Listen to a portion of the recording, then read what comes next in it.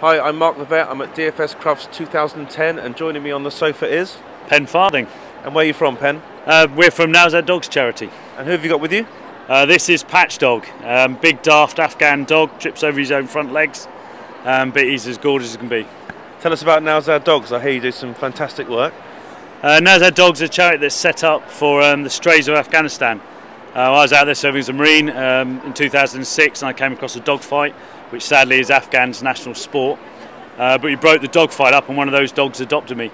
And I kind of adopted him, and after the 6 months together, we were like, what should we do? You know, I can't just leave him here now when my tour finished. So we came up with a cunning plan to actually get the dog that we called Nowzad all the way back to the UK into quarantine.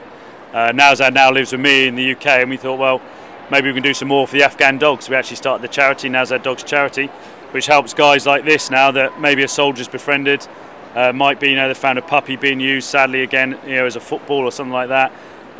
So the soldier will then collect the puppy up. Obviously, it will grow with him over the 6 months or year-long tour, and then from there we'll help the soldier if he's going to rehome it, whether it's UK, America, Canada, or Holland. How important are dogs to soldiers? You know, when you're out there as company or pets, or how would you sort of describe the relationship you'd have with them? For me, I mean, and I imagine it's the same with the other soldiers. It's just like a bit of a spite. You know, for 3 minutes, you know, I was feeding the dogs, looking after them, so it was like I was being back home. Okay. And you can just forget about obviously what was, you know, going on around you. So at the end, they have become your buddy. You know, they've helped you through the tour. So you're like, well, you know, I can't just leave him here. And that's how I think it is for a lot of the soldiers. So it's almost like just a few minutes of escape. Yeah, totally. You know, it's just that 3 minutes, you're on your magic carpet, you're back home. Tell us about the cunning plan. Or can you tell us about the cunning plan to get the original Nowzad back to England? Yeah, the cunning plan couldn't involve the military, because obviously the military have a no feral animal policy. So we actually had to then work out with local Afghanis, because we were down in Helmand province, and the small animal shelter that we now help support is in northern Afghan. So between about 3 different local drivers, we had to arrange for the dogs to be transported over 800 miles, 3-day journey.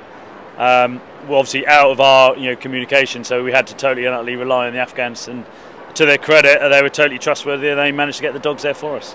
It's incredible. So what do you want to ask you so many questions? So for more information, and I will look this up, I know your website's fantastic, but any other information you'd like to tell us about? Are there any books people can look at or buy? There is a book, yeah, it's called One Dog at a Time. It's now coming out in paperback, and it can be ordered from our website.